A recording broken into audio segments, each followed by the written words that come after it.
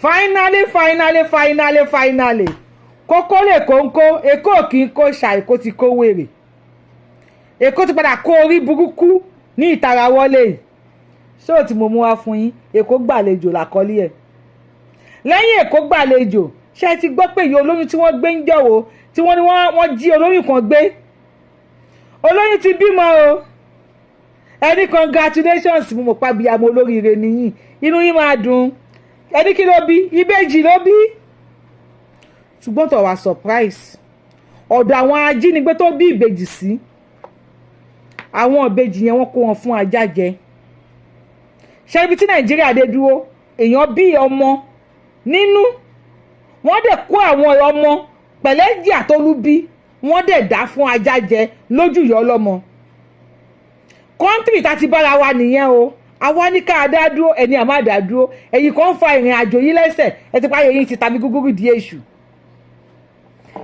no ẹ kàn imagine ẹni tó ṣẹ̀ṣẹ̀ bímọ ok ọmú ẹ̀ tó máa ṣẹ̀ ṣe máa gé ọmú kúrò ní mú ajá kẹ́ ẹ fi ṣe pẹpẹ súpù fún kó mu omi gbóná kó mi pẹpẹ súpù yẹn kí kíní yọ dànù nínú ẹ̀ ẹ̀jẹ̀ ìbímọ ẹ wá mú ọmọ ìbejì ṣé ẹ̀jẹ̀ àwọn ìbejì yẹn sì tó lè jẹ́ kí Nàìjíríà tó láéláé kò ṣúọ̀ Ọlọ́run kò ṣúọ̀ àwọn ọmọ òpóòlò ọmọ òòjọ́ ìyá máa wá fọwọ́ lẹ́rán á máa wo àwọn ọmọ ẹ̀ bí ajá ṣe ń já wọn helplessly tí ò lè ṣe nǹkan kan politicians Nigeria government Nigeria kò sí wàhálà that is case number 2 case number 3 APC chairman tí wọ́n gbé ní Ondo State wàhálà ti padà pẹni tó ń wo Ọlọ́run a ti fa wèrè lọ́yàn wèrè náà wá bọ́ bàtà kalẹ̀ báyìí wọ́n bẹ̀rẹ̀ sí nílé wa à ń sábà wèrè ń tẹ̀lé wa ni chairman APC tí wọ́n gbé lóńdó wọ́n jọ àgbípọ̀ máa gba 100 million wọ́n sọ owó ata owó epo owó ẹran owó iyọ̀ wọ́n padà gba 5 million naira lọ́wọ́ wọn àwọn tí wọ́n gbé 5 million naira lọ ajínigbé ti gbá wọn náà àwọn tí wọ́n gbé owó ìtanràn tó gbé ránsọ̀mù lọ́wọ́ ìtanràn lọ fún àwọn ajínigbé ti gbé àwọn náà ẹ wo bí iṣu ṣe kún bí ọ̀bẹ ṣe bẹ́ ẹ máa wo nínú fídíò yìí o eléyìí ó kọjá sísọ ó gan tí ó ṣọ̀pọ̀n gèlètè ó kọjá yóò bá ìyá ẹ kí ló dé bó láti bára wa yìí Nàìjíríà ti kọjá bí kíẹ́fù o ẹ wo ẹ jẹ́ wo tó ń ṣẹlẹ̀ Nàìjíríà kí la fẹ́ ṣe sí báyìí ta la fẹ́ ké pè ẹ kọ́kọ́ wo lórí ibú yìí ná. They see wetin dem dey talk. olórí ibú kan ní number 1 olórí ibú. Na they see wetin dem dey talk una dey see aboki no be human being. I talk am without no fear. Aboki dem no be human being. Aboki no be human being. Na they see at this boy say they pull all the whole cassava. Ìwọ bí wà nù wọn àwọn wèrè. Because they value that cow pass you wey be human being. àwọn ẹwọ ni wọ́n ti rù wọ́n dé fún wa. Sí bàbá they say they come from Katsina. láti padà gbọ́sọ̀. They wan come work for Dangote refinery. ó tiẹ̀ ti dà brọ́dà wọn náà ni. Dangote refinery.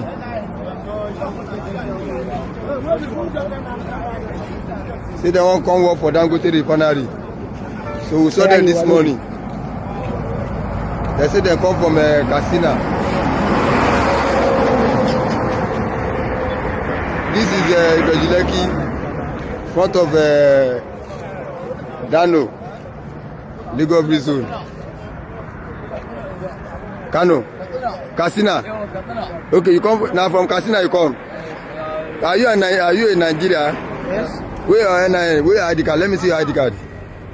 They play. NIN. Make I see. Wait, make I see now. Okay, this is your NIN.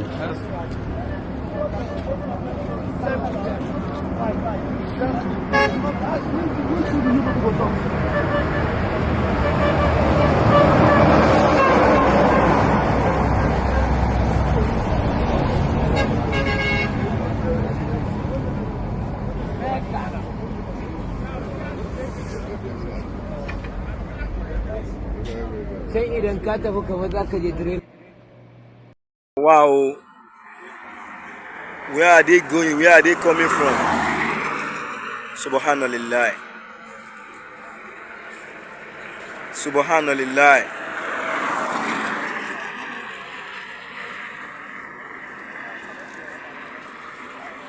Subhanallah. Where are they going? Where are they coming from? Who sent them to here? Who sent them down here? May God Almighty help us. So, where are they coming from? Where are they going? Who asked them to come? Who invite these people?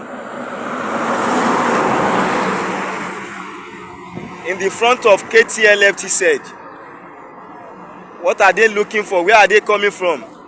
Where are they heading to? Now, wow. Wahala don enter Yoruba land, Baba. Rí pé gbogbo àwọn gbogbo ń sọ lélẹ́yìí. Ibo làwọn bíbí ti ń bọ̀ tí wọ́n fi pọ̀ tó báyìí tí wọ́n fi wọlé àwọn oníwàhálà àwọn kí wọ́n wọlé báyìí. Ní group báyìí kí wọ́n fẹ́ lọ ṣe ibo náà ń lọ iṣẹ́ òun náà fẹ́ wá ṣe. Ibo náà ti fẹ́ lọ ṣiṣẹ́ tí wọ́n ṣe pọ̀ tó yìí. Rí pé a ti finish. Afa. Ẹ bẹ̀rẹ̀ ẹ̀nà ẹ̀wọ̀n. Console.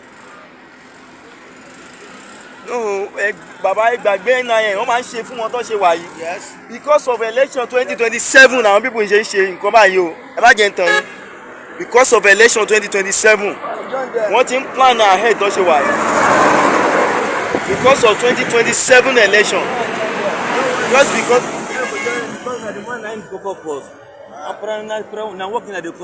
Where which work? Dangote refinery. Wetin I wan go do there? What type of work? That's a current for the grass. God of mercy. And I wan go cut grass for Dangote refinery and I plenty like this. Baba, ẹ rí pé a ti finish. Baba, ọlọ́run ọmọ mi tó ti ń bọ̀ o. Wọ́n kàn rí wọn báyìí ni o, ẹ ti rí ẹ rí pé a ti finish nílẹ̀ Yorùbá. Ẹ rí pé a ti finish nílẹ̀ a ti finish. Wọ́n ní everybody lè kámẹ́rà wọn. Everybody lè kámẹ́rà kó fi sí ọ̀la àwọn police gan ló sọ bẹ́ẹ̀. Àwọn onú àlá àwọn ibo náà àwọn bíbí ti wá tó báyìí. How they reach here? Who asked them to come? Where are they going? Who invite these people? Baba, ẹ rí pé a ti tán lẹ̀ pápátá. Ẹ rí pé a ti tán lẹ̀ yìí. Ẹ rí pé a ti tán yányán. Because of election 2027 ni o. Tó ṣe máa pa èèyàn rẹpẹtẹ. Òun náà bíbí òun wá fún yín o. Wọ́n ti fẹ́ kọ́ anybody wọn kọ́ máa dúró rẹ̀ kọ́ máa padà síbi tó ti ń wá. Kọ́ máa padà lọ síbi tó ti ń bọ̀ wá. Kọ́ máa yẹ káwọn bíbí kan dúró mi báyìí. Kọ́ sún wọn lẹ́mí dáríjì tán ṣe wà yìí. Chai! We don finished.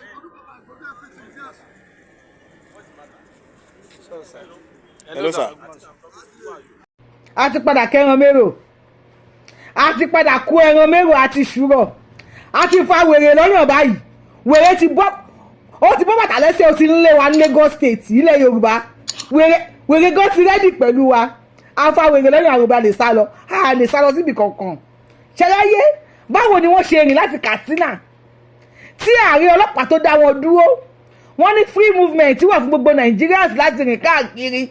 Iṣẹ́ kí ló fẹ́ wá ṣe lẹ́kọ̀ọ́? Ṣáwọn ọmọ Èkó gan ti ríṣẹ́ ṣe? Iṣẹ́ kí ló wá ṣe? Wọ́n fẹ́ bá Dangote, wọ́n fẹ́ bá roko refinery ẹ̀. Ẹ̀rọ ayé yín lóde. Kọ́kọ́lẹ̀ kẹ́kẹ́, Èkó òkè ṣá. Èkó ti kó nọ́nsẹ̀nsì. Èkó kò ṣá, ó kó ẹ̀gbẹ́, ó tún wá kó ẹ̀ṣà. Ẹ̀ṣà rodo, Èkó kó. Ẹ̀ṣà tòmátò, Èkó kó. Ẹ̀ṣà àlùbọ́sà, Èkó ti kó ẹ̀ṣà everything ó ti di pọ̀tọ̀pọ̀tọ̀ báyìí.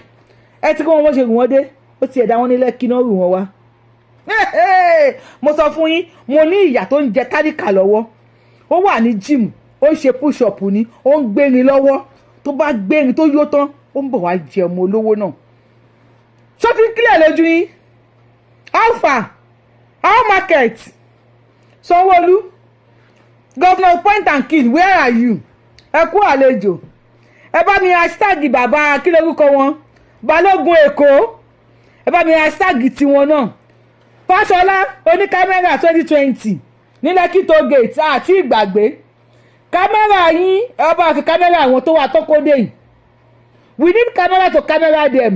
Ọbaṣá onífìlà àgbákò Ṣèyí Tinubu ọ̀rọ̀ dé o ọmọ president ìlú wa ìyálọ́jà general alpha nídìí àwọn èèyàn nínú ọjà tó bá yín roko wọ́n ti rù wọ́n dé Olúrẹ̀mí Tinubu ẹ̀yin ńkọ́ dádì mi ẹgbẹ́ fóònù mò ń pè yín o hello àkọ́bí ọmọ lódòdó alpha ẹgbẹ́ fóònù o à ń pè yín àlejò dé ẹgbọ́n mi àmàlà kaná àbí kẹ́ mú akàn kẹ́ bá wa bọ̀ kẹ́ fómi ẹ̀ kẹ́ fi tẹ̀bà fún wọn àlejò ti dé let's agree wípé lóòótọ́ ni Dangote lọ kó wọn wá kó wọn bá wọn roko nínú refinery wọn ká tiẹ̀ sọ pé lóòótọ́ náà fẹ́ wá roko so the whole Lagos kò sẹ́ni tó lè roko ń bẹ̀ ó dá Lẹ́kí náà kó wọn wá ẹ kó àlejò Lẹ́kí o àwọn tí wọ́n kó wọn bọ̀ tó já wọn síbẹ̀ yẹn mọ́tò wo ló já wọn lẹ̀ tí ò dúró kó wọn why tó kó mọ́tò tó ń gbé wọn bọ̀ because I keep on asking many questions mọ́tò tó ń gbé wọn bọ̀ láti ibi tí wọ́n ti ń bọ̀ why tí mọ́tò yẹn ò gbé wọn lọ sí final destination wọn why tí mọ́tò yẹn já wọn lẹ̀ ń bẹ̀ yẹn tí mọ́tò bí wọ́n wá píìkì wọn mọ́tò kan gbé wọn dé Lẹ́kí kò lè gbé wọn lọ sí final destination wọn ó já wọn lẹ̀ síbẹ̀ yẹn wà suspicious sí máa rí bẹ̀ yẹn rò bákan wípé mọ́tò kan já wọn lẹ̀ ó kó àdúrà àwọn ilé ó dẹ̀ já wọn lẹ̀ ó dẹ̀ lọ ẹni tí kan pe fóònù tó gbé fóònù báyìí ẹ ń pe fóònù wọn á nà ẹlòmíì bá bó ṣe máa yọ kéènì ike bó ṣe máa sún kéènì ọ̀rọ̀ burúkú pẹ̀lú ẹ̀rìn ẹ̀jẹ̀ tí bá ti bá download tap send ló bá mi download tap send ẹ lo promo code mi Abiola TTS ní àkọ́kọ́ tẹ́ bá kọ́kọ́ fẹ́ ju owó sí Nàìjíríà lẹ́ni wí ẹ̀ tẹ́ bá wà tẹ́ fẹ́ ju owó sílé Abiola TTS ní kẹ́ lọ lákọ̀ọ́kọ́ o tap send ló lè ṣe app tẹ́ lè send owó nìyẹn ẹ̀ tẹ́ bá dẹ̀ mọ̀ pé ẹ ti bá wa lò ó tẹ́ yín lọ́rùn ẹ bá wa share fáwọn friends and family yín ẹ má ṣe àjòyè aládàáni kan jẹ́ sọ fún wọn kó máa gba bónọ́ọ̀sì tó bá lo Abiola TTS ẹ bá mi sọ fún wọn 24/7 làwa fi ń ṣiṣẹ́ o kò dẹ̀ sí third party direct deposit ni ṣe ti gbọ́ pé ẹni tó gbé owó ransom lọ fún àwọn kidnappers nínú igbó fún chairman APC tí wọ́n jí gbé wọ́n ti jẹ́ òun náà gbé Nigerian government wàhálà ẹ̀ lè pa wá ẹni tó gbé àwọn tó gbé owó ransom lọ fún àwọn kidnappers nínú igbó àwọn kidnappers ti jí àwọn náà gbé APC chairman ni wọ́n gbé wọ́n béèrè 100 million wọ́n bá sọ owó ata owó epo owó kíní kan wọ́n ṣàná wọ́n padà agree láti gba 5 million naira lọ́wọ́ wọn pẹ̀lú àwọn oúnjẹ oríṣiríṣi bíi jollof wọ́n tó máa béèrè ewédú àtàmọ̀là náà wọ́n gbọ́ àwọn gbé oúnjẹ oríṣiríṣi wá wọ́n kó lọ fún wọn pẹ̀lú 5 million àwọn tí wọ́n wá kó lọ fún wọn sì wọ́n dénú gbó wọ́n sì sí àwọn náà ẹni tó lọ tán ránṣọ̀mù ẹ̀ wọn ò fòun lẹ̀ ó ti di àfi àdá pakún àdádá ikún lọ ẹni tó lọ bẹ́ẹ̀lì wọn ò rí gbà àwọn méjì tó gbówó ránṣọ̀mù lọ wọ́n tún máa wọn náà kalẹ̀ APC ọ̀nà do this one APC change APC change ẹ ṣe eléyìí ná ọ̀nà do this one PDP kí ni tí NUP kí ni tí fúnadá SDP kan kalẹ̀ yín wèrè olè náà lè fẹ́ jà ẹ̀kísáìkà fún yín Ondo State ló ti ṣẹlẹ̀ government seize ransom bearers demand fresh 30 million to free Ondo APC chairman 2 others àwọn tí wọ́n gbówó lọ wọ́n ti sísì wọn sọ́wọ́ wọ́n wá ń béèrè 30 million nísìn so ó ti dà wọ́n mẹ́ta báyìí okay government okay in a dramatic turn of events kidnappers who adopted the All Progressives Congress APC chairman in Ose local government of Ondo State Ose Council of Ondo State Nelson Adepoyigi have detained the ransom bearers. Nelson Adepoyigi ni wọ́n gbé oní APC chairman so àwọn tó gbówó lọ wọ́n nìkan lọ wọ́n ti sísè àwọn náà The kidnappers have reportedly demanded for fresh 30 million naira to release 3 captives. So, listen, 30 million, no shimbere. The 2 ransom bearers identified as BAYI Loco and the Isimeri, who reportedly took the 5 million naira and some food items to the adopters, have been detained. Detained abi adopt abi kidnapped. Òyìnbó wo ló yẹ kán lò fún ó lágbára o. Adepoyigi, who was a ward chairman in Ose local government area of the state, was adopted from his home at 10 p.m. on Monday in Ifon town. The adopters reportedly bounced on the victim and beaten with sticks before whisking him away. Mo sọ fún yín pọ́n ti lọ́rọ̀ igi jọ kò sí wàhálà wọ́n kọ́kọ́ fi igi dẹ́bò tu ara ẹ̀ náà. His wife, according to reports, who heard his cries for help, rushed out of the building to discover that the gunmen have adopted the victims. Vanguard, however, learned that the adopters, who had earlier reduced their initial demand from 100 million to 5 million alongside food supplies, now made a fresh demand of 30 million naira to secure the release of the 3 captives. A party chieftain told newsmen that those who took the ransom to them, as agreed during negotiation, were held by the same kidnappers. They have now turned around to demand a fresh 30 million naira before they can release all 3 of them. Speaking to the development of chairman of local government, Honorable Kolapo Ojo said that the adopters initially agreed to reduce the ransom to 5 million naira and the provision of some food items. Question wo ló wá sọ́kàn yín? Ẹ lè bá mi kọ sí comment section. Nǹkan tó bá wá sọ́kàn yín, wọ́n gbé ẹnìkan, wọ́n béèrè 100 million, wọ́n ná sí 5 million, wọ́n agree, wọ́n gbé àwọn méjì gbé 5 million lọ. Wọ́n sì àwọn méjì yẹn sọ́dọ̀, wọ́n ò release ẹni tí wọ́n gbé, wọ́n wá ní kó lọ mú fresh 30 million naira wá. Now question wo ló wá sọ́kàn yín? Ẹ bá mi kọ sí comment section. Mo wà ní comment section. Màmá wo comment tẹ́ bá tán wá kọ. Ẹ jẹ́ ká wo àwọn tán kó yàn wá. Now watch this. Kékeré wọn nìyẹn o. They no be.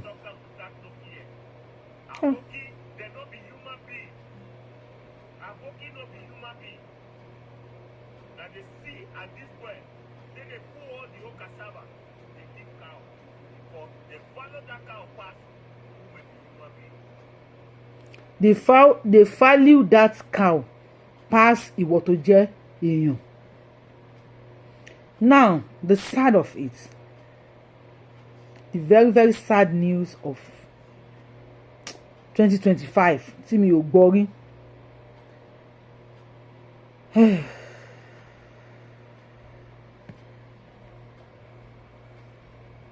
Èèyàn tí wọ́n jí gbé. Wọ́n béèrè ransom lọ́wọ́ àwọn family wọ́n san. Ó lóyún sínú yet wọ́n release ẹ̀. Ó bí ìbejì. Lẹ́yìn tó bí ìbejì, wọ́n ká àwọn ìbejì ẹ̀, wọ́n dà wọ́n fún ajá. Kí ajá jẹ wọ́n lójú ẹni tó wà nínú ẹ̀jẹ̀. Then another boy, wọ́n ní ìyẹn ní sísọ bí àwọn tó máa ní harapa. Bí wọ́n ti ń kó wọn lọ, wọ́n ló ń ṣubú kíní yẹn gbé lẹ́ẹ̀kan. Ẹ̀mọ̀ tó bá rí ìjayà, àwọn gbọ́dọ̀ rí ìjayà. Bàtà rẹ̀ balẹ̀ tán.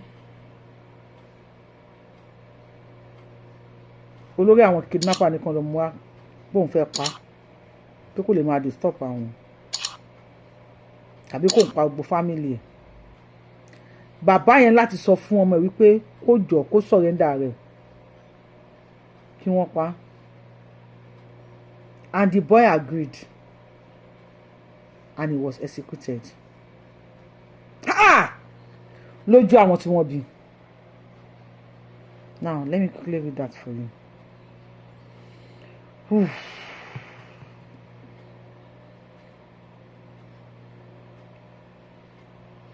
Bandits terrorizing Northwest residents have fed newborn twins to dogs. According to Honorable Aminu Sani Jaji, the lawmaker representing Kaura, Namoda and Bini Magaji Federal Constituency of Zamfara State. In a chat with the newsmen on Wednesday, Jaji said the victim was adopted from a community in Zamfara while pregnant. You know what to be. He said while she was delivered of twins babies, the bandit threw the newborns to the dog, which ate them. That is where we are now. That is the level of inhumanity we are facing, he said. Talokun wa ẹ ṣí èrè ó kàn dùn mí pé tálíkà tí àwọn people yìí tí wọ́n ń dá lóró ni ó yẹ kí wọ́n mú ẹ̀yin senators ẹ̀yin house of rep yẹn kí wọ́n fa ẹpọn yín lọ ní ẹ ti ya wèrè. He also shared the heartbreaking story of an epileptic boy who was killed because he fell during a season. The bandits demanded the boy be brought to him to be executed. The father, out of desperation, begged his son to surrender to save the rest of the family. The boy agreed and was shot dead. Láì jalè. He agreed. Voluntarily, he surrendered himself to be executed. Kán lè bá a pa láti save àwọn tó kù. And he was shot dead.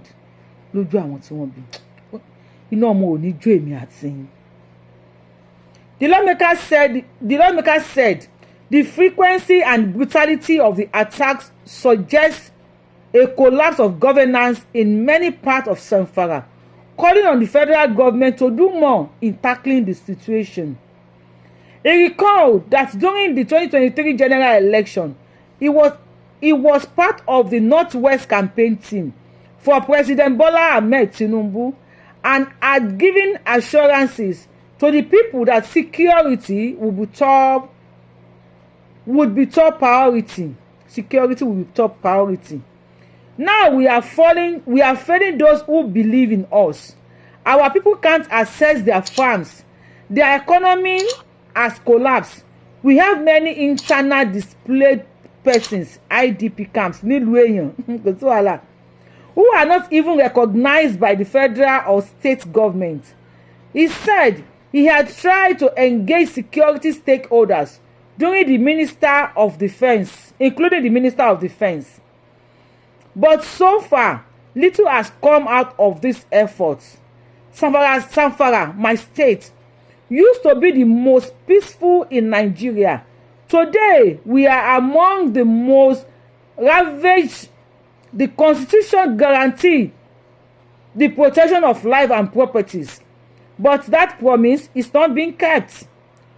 Responding to a question about harming the residents for self-defense, he said the law must guide action.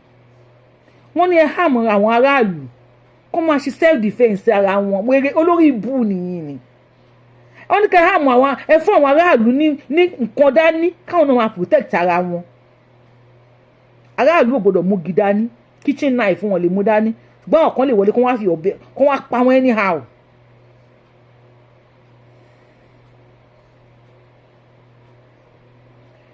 We are legislators na now na no ó máa tó kàn gbogbo yín, not vigilantes. We cannot encourage people to take up arms illegally, but the truth is the people feel abandoned. Now kí lè rí sí gbogbo tó wà nílẹ̀. No, we need to say something about it. Ó máa ní nǹkan tẹ̀rí sí tó wà nílẹ̀ yìí. Ṣé ibi tá a bá yẹ wá dé ní ilẹ̀ Yorùbá? Bóyá wà la bá yẹ wá dé bẹ́ẹ̀ ni o, bọ́ bá wá dé bẹ́ẹ̀ ni o, kò tiẹ̀ fẹ́ yé èmi mọ́ báyìí. Ìlú tí wọ́n ti ń pa ọmọ lójú bàbá, tí wọ́n ti ń pa ọmọ lójú ìyá. Ìgbà tí bàbá yẹn ní pé kọ́mọ òun lọ bá wọn kí wọ́n pa.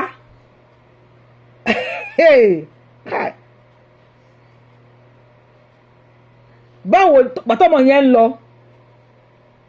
báwo ni bàbá yẹn ṣe máa fíìmù báwo ni wọ́n ṣe persuade ọmọ yẹn tó ṣe gbà láti lọ gba ìbọn sórí.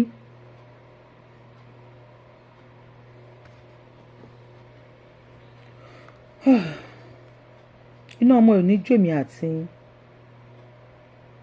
àní fojú sunkún ọmọ àní fara gbàwé ìdààmú kéré ó tóbi kò ní bá èmi àti àní ṣìrìn àní jẹun tó wá sí aláburú ẹni tírè máa kàn tó máa kàn wá aburú ò ní kun onítọ̀hún aburú wà ní kun àwa náà eléyìí ti kọjá be careful o eléyìí ti lágbára o ọmọ Yorùbá eléyìí ti kọjá yóò bá ìyá ẹ o this is just out of hand ẹ legalize ìbọn kó ní kálukú máa gbébọn yes ẹni tí ò bá lówó láti ra ìbọn bó máa lọ kó àjọ ni ẹ sọ ṣe tẹbi subsidize hajj ẹ subsidize ìbọn fáwọn èèyàn ẹ subsidize ìbọn fáwọn èèyàn náà ẹ lè protect wọn let them protect themselves and ẹ nírònú abẹ́ ẹ̀ lórí tán máa ń rò ní because many of you ẹ kò mọ adagbada káàkiri you are still campaigning APC PDP CCC MLA LMM SSA ẹ ṣí èrè ni you are still campaigning despite what is happening in the country ẹ burú o ẹ burú Nigerian government ẹ burú o ẹ bú iyọ̀ pàápàá let's talk about ìyá tó bí ìbejì olóyún tí wọ́n gbé ó ń rukùn tẹ̀lé because wọn kì í dó sójú kan a máa rukùn tẹ̀lé wọn káàkiri ni o àdàmọ́ bí kún ìbejì ṣe máa tó ó wá survive ẹ̀ nínú igbó yẹn ó survive ẹ̀ kò sí pé ó ń máa gbó kò sí pé ó ń lóògùn ọjọ́ ìkúnlẹ̀ ọlọ́run ò fi ní lára wọn ò ní kọ́ mọ́mi wá wọn ò ní kọ́ mẹ́jẹ̀ wá wọn ò sọ pé iṣẹ́ abẹ náà máa ṣe fún ó dẹ̀ bí wẹ́rẹ́wẹ́ ó tún wá bíbejì ọba ọmọ ní ojú ìyá ọlọ́mọ wọ́n dẹ̀ kó ọmọ ẹ̀ fún ajá jẹ.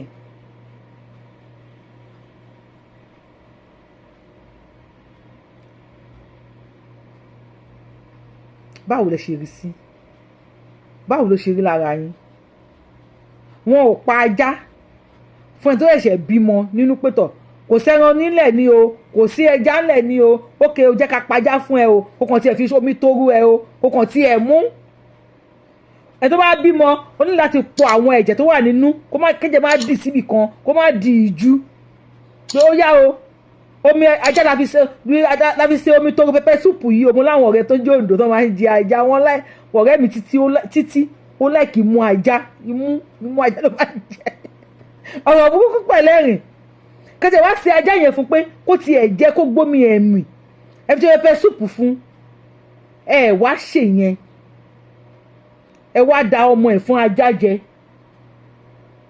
ẹni tó bímọ ń sìn díẹ̀ bá ṣàbímọ ọyún á máa ṣẹ̀ tọ́nà bá ń ṣẹ̀ kí lẹ máa ṣe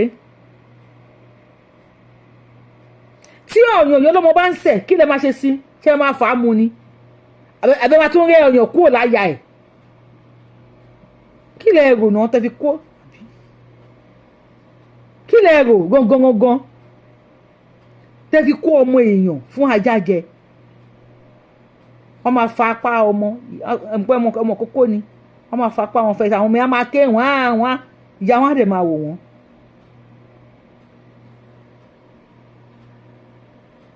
àwọn èèyàn tó bá mi sọ̀rọ̀ lẹ́yìn ètò wọ́n ní Nàìjíríà ò lè tò wọ́n ní bó tiẹ̀ kú ẹ̀jẹ̀ àwọn ọ̀bẹ́jì yẹn nìkan Nàìjíríà ò lè tò kí ló dé eléyìí bá mi lẹ́rù tó bá ń gbọ́ lágbára yéye ilé ìṣòkì àbí kò ṣòkì ẹ̀yìn ni ẹ ti padà wọ wèrè Ọlọ́run and àwọn tá à ń wò yìí after many atrocity Nigeria government will still pardon them. They will give them amnesty. Wọ́n á kọ́lé fún wọn, wọ́n á ra mọ́tò fún wọn, wọ́n á dá aṣọ sí wọn lọ́rùn, wọ́n á gbé Kùránì lé wọn lọ́wọ́. Kábíyèsí Ọlọ́run. Báwo ni ìyá ọlọ́mọ yẹn ṣe máa feel? Ìyá tó bí ìbejì. Báwo ni ìyá àti bàbá tọmọ wọn ní àrùn epilepsy wárápá tó ṣe wípé wọ́n ti máa tọ́jú ọmọ yẹn, wọ́n ní hope pé á gbádùn ìjọ kan, wọn ò pa, wọ́n wò pé àdánwò ni ó lè gbádùn ìjọ kan kó padà di ọmọ ológo. Wọn ò gbé kán fi ṣògùn owó bí Nàìjíríà ṣe lè tó. Wọn ò pa àwọn tó máa ra pààtì èèyàn pé wá ra pààtì ẹ̀ kó kúkú wúlò. They have the faith pé wọ́n padà gbádùn ìjọ kan. But now ọmọ yẹn láti ṣọmọ yẹn sì lọ sacrifice ara ẹ̀ ní fún láti save àwọn family àbáwọn family ẹ̀ ló sacrifice ẹ̀. Yorùbáwùyí lórúkọ mi, Yorùbáwùyí ni mò ń jẹ́. Ẹ bá mi tẹ thumb up lórí show, ẹ bá mi share. If you are coming across this page for the first time, I am the one and only Akalolo of Yoruba land. Adáwọn ọ̀lẹ Yorùbá ọmọjọmọlọ yóò lóye tí ò pé méjì. Àbẹ̀ní ọmọ ò ṣe é pààrọ̀. Ní tó máa pààrọ̀ tí wá déwájú federal government, wọ́n bá sign ẹ̀, ó máa déwájú Elédùmarè. Ẹ bá mi subscribe sí YouTube channel mi. Ẹ tẹ notification yín sí ọ̀lù o. Ọlọ́run á pẹ̀lú wa ní ṣìrìn o. See you on my next show. I love you. Ó ṣọ́ọ̀kì yín, ó ṣọ́ọ̀kì èmi náà. Dàbọ̀.